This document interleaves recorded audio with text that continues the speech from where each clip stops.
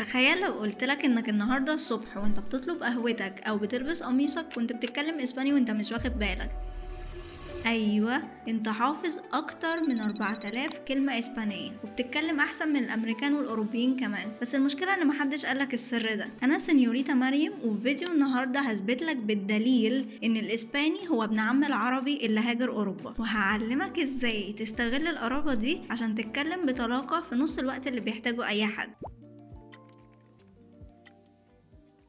عشان تفهم القصة لازم نرجع بالزمن 800 سنة لورا. العرب عاشوا في الأندلس قرون طويلة، وهم خارجين سابوا وراهم حاجات كتير، قصور، جوامع ومزيكا، بس أهم حاجة سابوها كانت لسانهم. الإسبان ما بنوش بس قلاع، دول بنوا قاموس، ولما جم يسموا الأشياء ما لقوش أدق من المصطلحات العربية، والنتيجة ربع القاموس الأسباني تقريبا أصله عربي. يعني أنت كعربي داخل تتعلم اللغة دي وأنت معاك كود بيختصر عليك سنين مذاكرة. طب تعالوا نلعب لعبة. أنا هقول الكلمة بالعربي وعايزاك تخمن معناها بالإسباني قبل ما أقوله. جاهز؟ كلمة قميص يعني قميصة، وكلمة بنطلون يعني بنطلون.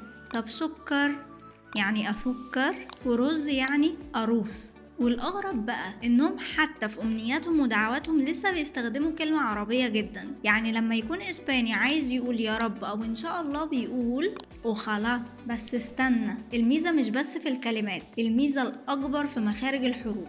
الأجانب بيتعذبوا عشان ينطقوا حرف الخوطة في الإسباني لأنه بيتنطق خ، زي كلمة خاوير، بس بالنسبة لك كمصري حرف الخاء ده لعبتك، بتنطق خالد وخيار عادي جدا. عشان كده انت الوحيد اللي تقدر تنطق أساميهم صح من غير ما تبان خواجة. طب ايه الفايدة من الكلام ده كله؟ الفايدة انك تبطل تقول على نفسك أنا ماليش في اللغات. الأسباني هو أقرب لغة لقلبك ولسانك، بس الحاجز الوحيد بينك وبينه هي الطريقة اللي بتتعلم بيها. في اسبانيوليرو احنا مش بنبدأ من الصفر، احنا بنبني على اللي انت عارفه أصلا، وبنستخدم الروابط دي عشان نخليك تقدر تكتب وتتكلم وتشتغل باللغة في وقت قياسي. لو عايز تعيش التجربة دي بجد وتكسر حاجز الخوف للأبد، أنا بفتح باب الحجز العدد محدود في الكورس عشان تقدر تطبق كل ده عملي باسو باسو. لتفاصيل الحجز بعت لنا رسالة. نص بيموس.